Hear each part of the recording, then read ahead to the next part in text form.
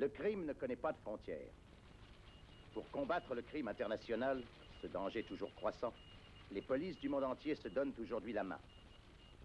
En leur quartier général de Paris, scientifiquement équipé ainsi qu'il convient à notre époque, 63 nations ont uni leurs efforts et créé la grande organisation internationale de la police criminelle, l'Interpol.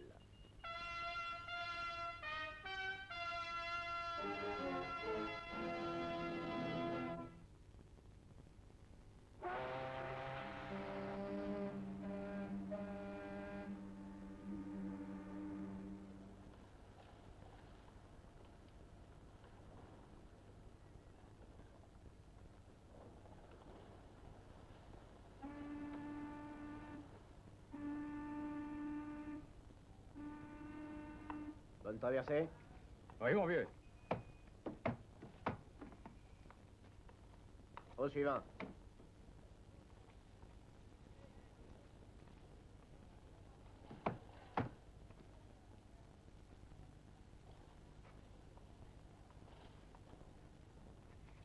Hé, vous! Hé, le matelot!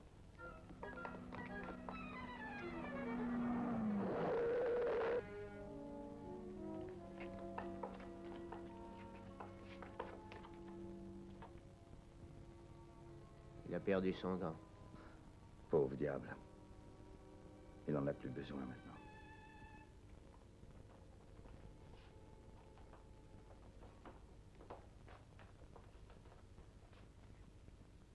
Eh bien, il l'a vraiment cherché, celui-là. Comme s'il n'y avait pas assez d'occasion de se faire tuer. Il faut encore qu'il se flanque devant un camion. Oui. Capitaine Talley, depuis quand les services de l'immigration s'intéressent-ils aux morts? Nous aimons connaître tous ceux qui entrent dans ce pays, qu'ils soient vivants ou non. Eh bien, celui-ci est intéressant pour nous. Savez-vous qui il est? Non, dites-le moi, je vous en prie. Charlie Tasker. Le grand Charlie Tasker, l'escroc international. Les polices des deux hémisphères le recherchaient depuis des années. Il se fait justement tuer ici, alors qu'est-ce que vous en dites? Qu'il est dommage que ce ne soit pas par un quart de la police. Vous auriez pu avoir de l'avancement? Ne blaguez pas, ce que je dis est très sérieux. C'était un gaillard très dangereux. Il a un dossier haut comme ça. Oui, c'est exact, je viens d'en prendre connaissance. Vous voyez. Regardez ce qu'il a fait en dernier lieu. Quoi? Il y a 2 mois, Charlie Tasker s'est battu au revolver à Hambourg et il a été tué.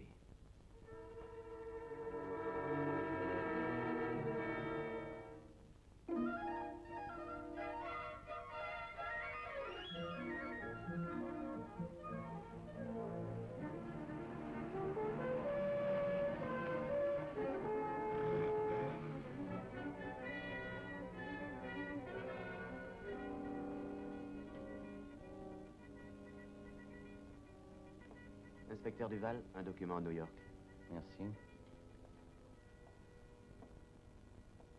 Ah, Paul, voici le dossier de Charlie Tasker. Il contient une liste d'escroqueries internationales importantes. Tué dans une rixe à Hambourg. Alors, qui était l'homme tué à New York? Et pourquoi avait-il le passeport de Tasker? Les services américains d'immigration disent que c'était un marin. Est-ce qu'il a l'air d'un marin, selon vous? Enfin, il a un tatouage sur le bras. C'est ce tatouage qui me laisse rêveur. Vous en avez déjà vu souvent de ce genre-là? Non. Faites faire une photo. À l'agrandissement, nous en verrons mieux à la projection tous les détails. C'est un dessin très particulier. Et plus encore que vous ne croyez. 6, 5, 0, 9, 8. Ah, c'était donc ça. Eh bien, nous savons déjà une chose sur notre homme. À un moment de sa vie, il a été en camp de concentration. Trouvez-moi tout sur ce numéro, de quel camp de concentration il provient et les autres éléments portés au dossier.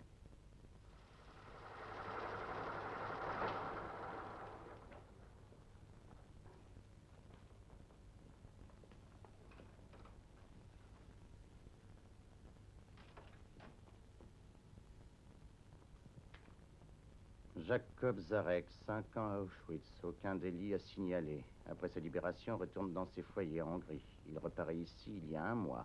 Demande asile politique au camp König, à Linz, en Autriche. Il a disparu de ce camp il y a 15 jours. Et tout ce qu'on sait de lui ensuite, c'est qu'il s'est fait tuer à New York avec un faux passeport. Jean, donnez-moi la liste des personnes disparues des camps de réfugiés. Camp Koenig. Ah. Voici quelque chose d'intéressant, Jean. Des personnes portées disparues de tous les camps de réfugiés, 23% étaient au camp Koenig. Et Zarek est le premier dont on ait retrouvé la trace. Et vous croyez que ça veut dire quelque chose? Enfin, ça vaut la peine d'aller au camp Koenig pour le savoir.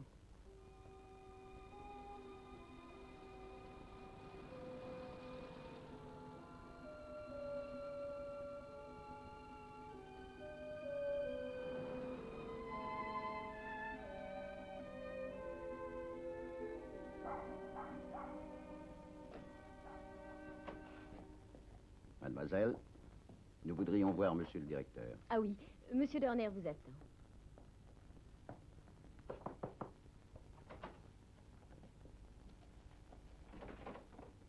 Monsieur Dorner, voici l'inspecteur Duval. Comment allez-vous, inspecteur? Enchanté. Je considère tout ceci comme une perte de temps regrettable.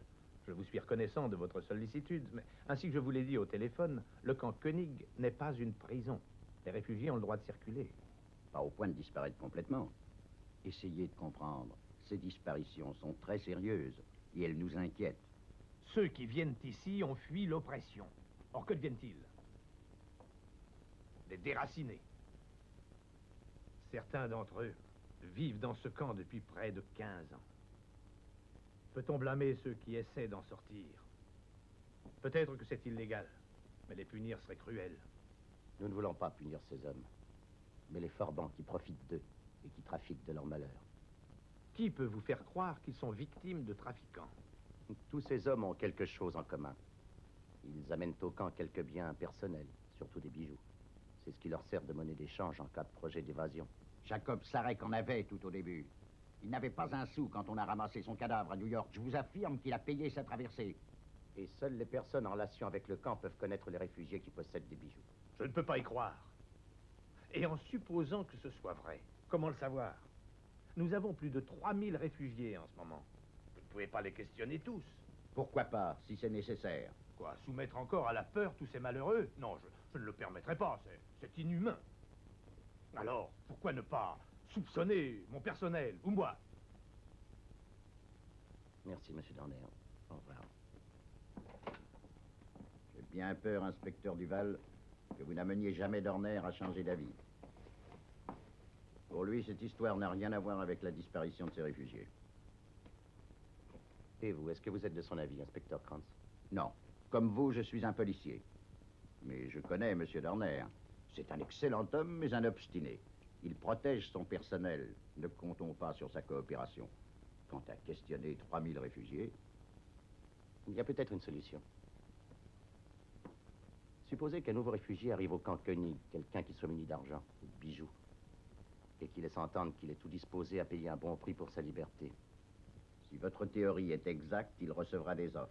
Exactement. Je crois que c'est votre homme. Envoyez-moi le détective Muller, je vous prie.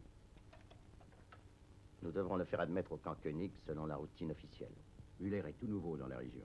Personne ne le connaît. Inspecteur? Muller, voici l'inspecteur Duval. Bonjour, monsieur. Bonjour, inspecteur. Nous avons besoin de vous pour une petite expédition que nous projetons. Une expédition? Oui, nous allons à la pêche aux requins, et vous serez notre appât.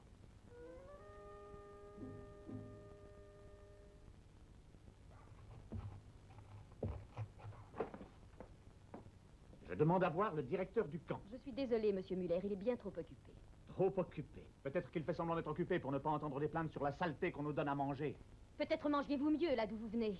Je veux de la nourriture correcte, c'est tout. Il n'y a personne d'autre qui se plaigne. Alors ils sont idiots. Si ça doit coûter plus cher, je veux bien payer. Dites-lui ça. Monsieur Muller, dans ce camp, nous n'accordons de privilèges à qui que ce soit. Alors sortez-moi d'ici. Je ne peux plus vivre comme ça. Je sais, Monsieur Muller, vous ne faites que le répéter à tous les échos. Mais malheureusement, je ne connais aucun moyen de vous aider à en partir. Muller est un garçon admirable. En 3 jours, à force de parler de son argent, il s'est fait détester de tout le monde. L'hameçon est prêt, mais malheureusement toujours pas de poisson. ici Krantz. Oh oui, monsieur Dorner. Quoi? Ah, je vois. Je vous remercie beaucoup. Bien sûr. Nous allons venir immédiatement. Muller. Muller a disparu depuis hier soir.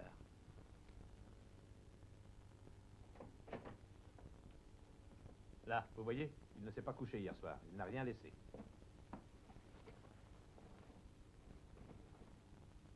Je savais que Muller ne nous laisserait pas tomber. Sur l'appareil pour entendre, pourquoi a-t-il oublié ça? Il ne l'a pas oublié. Et ce n'est pas ce que vous croyez. S'il vous plaît, parlez plus fort, je ne vous entends pas. Fort, impossible. Réglez mieux votre appareil. Qu'est-ce que vous disiez? J'ai dit, voulez-vous vraiment sortir du camp? Pouvez-vous m'y aider? J'ai des amis, mais ça coûtera cher. Oh, j'ai de l'argent, je peux payer. Cela vous coûtera très cher. Cette voix, c'est... C'est votre secrétaire.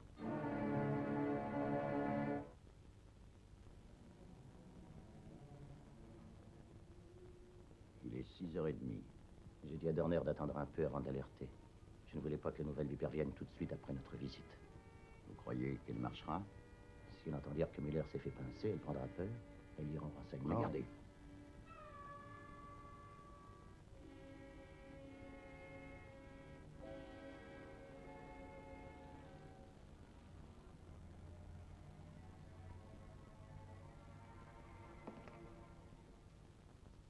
Comment être sûr que vous n'allez pas prendre tous mes bijoux et ensuite me livrer aux autorités? Oui. Comment en être sûr? Alors, Émile, j'ai pas de temps à perdre. Le passeport. C'est tout ce que vous avez? Où est le passeport? Oh, vous paraissez bien inquiet. Tenez. Faites votre choix. Ils sont tous authentiques? Oui, nous n'avons que de vrais passeports. Maintenant, parlons affaires. Je vous en offre 500. 500 $. 500 $? Mais le bracelet à lui seul vaut 10 fois ce prix-là. 600 $. Et le passeport. Je n'ai pas le choix.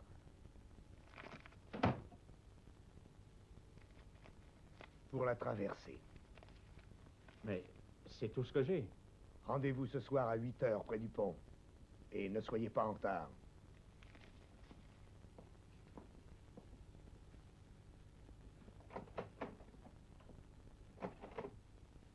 Ne vous en faites pas, monsieur Muller. Je peux vous garantir que vous allez faire ce voyage en première classe.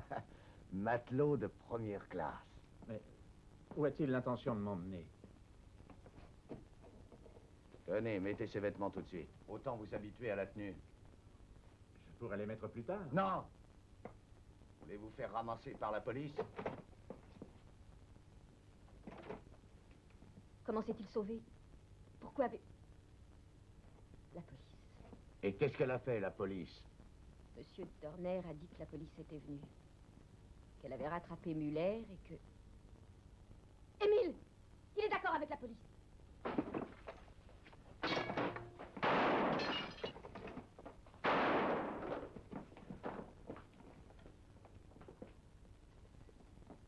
Ça va, Muller?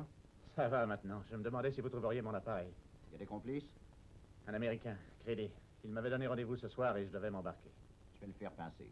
Non. Nous ne savons rien encore. Ils ont enfreint les lois américaines d'immigration. Les Américains voulons savoir comment, et moi, je voudrais savoir pourquoi. Quelqu'un doit faire son profit de ce trafic. Sarek a été tué en Amérique. Êtes-vous disposé à suivre toute l'affaire? Jusqu'à New York? Ouais. Inspecteur. Si vous pouvez vous mettre d'accord avec les Américains par Interpol, et si Muller accepte de courir le risque... J'irai à New York, moi aussi. Muller? Je suis lié par des liens très forts à tous les opprimés.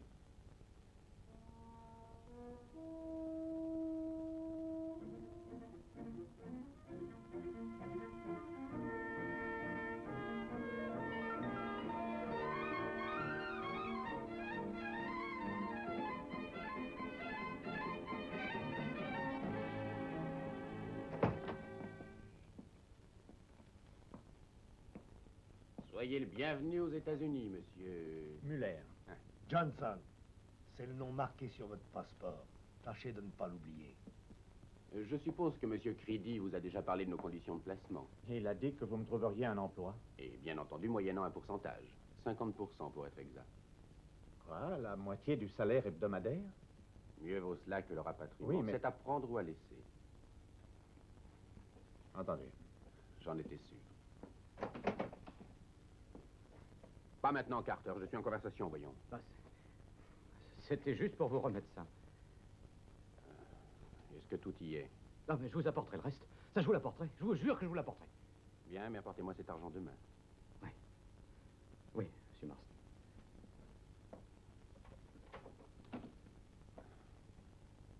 Creedy. Oui? Conduisez Johnson à son hôtel, je vous prie. Et restez avec lui.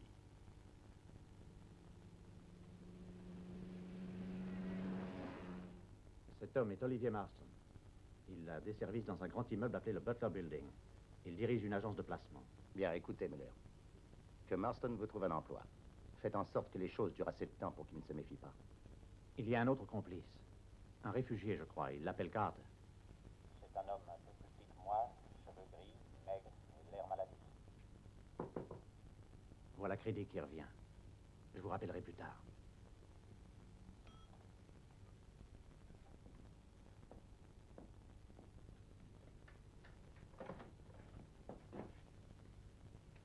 Pourquoi avez-vous fermé à clé? Je ne voulais pas que quelqu'un puisse entrer dans la chambre pendant que vous étiez sorti. Et le téléphone a sonné. Qui était-ce? Ah oui. Ils ont fait une erreur. Ils se sont trompés de chambre.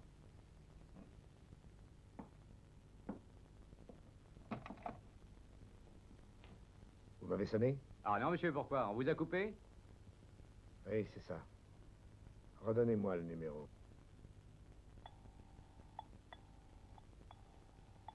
Service d'immigration, ici le capitaine Salé. Tournez-vous.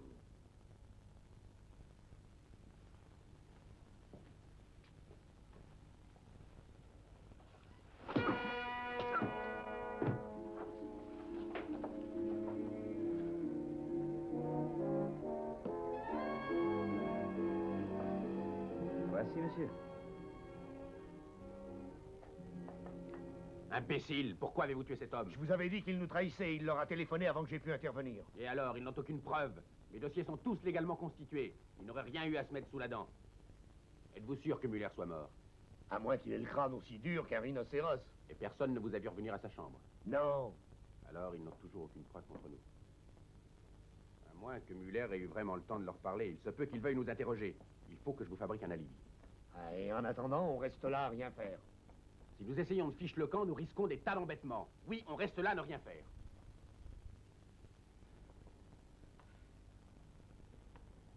Est-ce que l'inspecteur Muller s'en tirera, docteur? Je ne peux encore rien vous dire. Est-ce qu'il est capable de parler? Vu la violence du coup, c'est déjà un miracle qu'il soit encore en vie. Il ne voulait pas qu'il survive. Je suis désolé, Duval, mais je vais faire appréhender Marston et Creedy. Non, pas encore. Leur trafic de main-d'œuvre doit être dévoilé. Mais après ce qu'ils ont fait à Muller... L'inspecteur Muller a été un réfugié, lui aussi. Il voudrait que nous poursuivions son œuvre. Est-ce qu'il y a toujours un photographe posté en permanence devant les bureaux de Marston? Oui, depuis hier. Bon. Mes services sont en train d'envoyer des photos des réfugiés disparus correspondant plus ou moins au signalement de Carter. Carter? C'est l'homme dont Muller vous a parlé? Oui, c'est ça. Espérons qu'un des clichés correspondra avec une photo de nos dossiers. Un peu plus âgé, rasé de près, mais avec une moustache.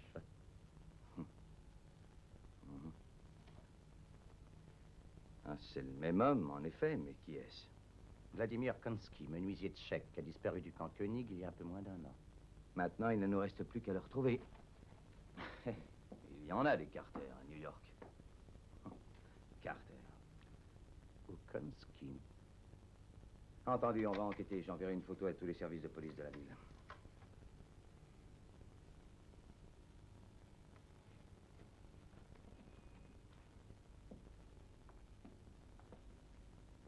Alors, vous êtes sûr que c'est le même homme? Oh oui, monsieur, c'est Carl Carter. Je le rencontre tous les jours en faisant ma ronde. C'est un homme bien tranquille. J'espère qu'il ne lui est rien arrivé d'embêtant. Non, rien de sérieux. Quel est son métier à ce Carter? Oh, il a un atelier de réparation. Il répare des vieilles chaises, des vieilles tables, des choses comme ça. Menuisier. C'est sûrement lui. Nous allons parler à ce monsieur Carter. Si Carter veut nous dire quelque chose.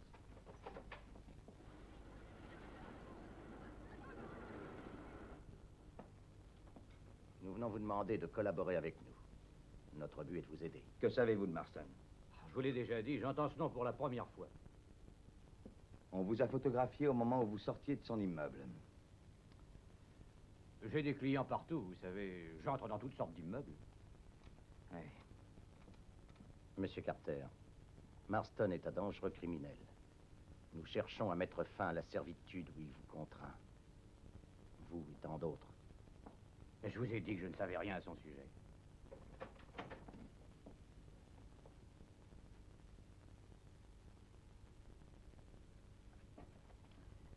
Muller, il est mort il y a 20 minutes à peine, sans avoir repris connaissance.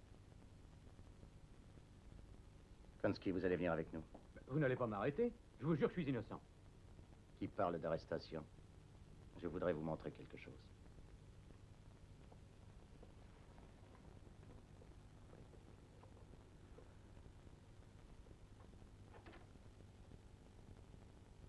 Regardez-le longtemps, Kronsky.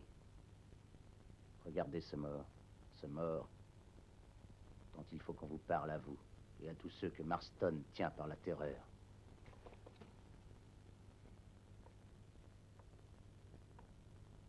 Il s'appelait Muller. C'était un détective autrichien. Rien ne le forçait à venir jusqu'ici. Mais il a tenu à le faire parce que il avait été réfugié, qu'il se souvenait. Il voulait vous secourir, vous et les autres. Il avait une femme et des enfants. Kronsky, quelle serait votre contenance en face d'eux? Leur diriez-vous que Marston a échappé au châtiment parce que vous vous êtes tué? Oh, je ne sais pas, je ne sais rien, je ne sais rien. Vous ne savez rien.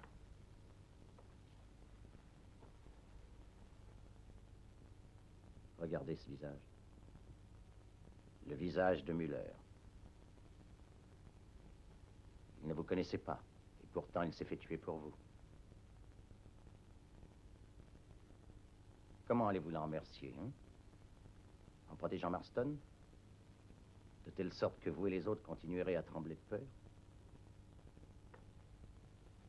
Quel être méprisable êtes-vous? Arrêtez. Taisez-vous, je vous en prie. Taisez-vous. C'est juste. J'ai vécu comme un lâche. Je vais tout vous dire. Je vais tout vous raconter. Je vais vous dire tout ce que vous voulez savoir. Tout m'est égal maintenant. À présent, je n'ai plus peur. Plus maintenant. J'ai plus peur.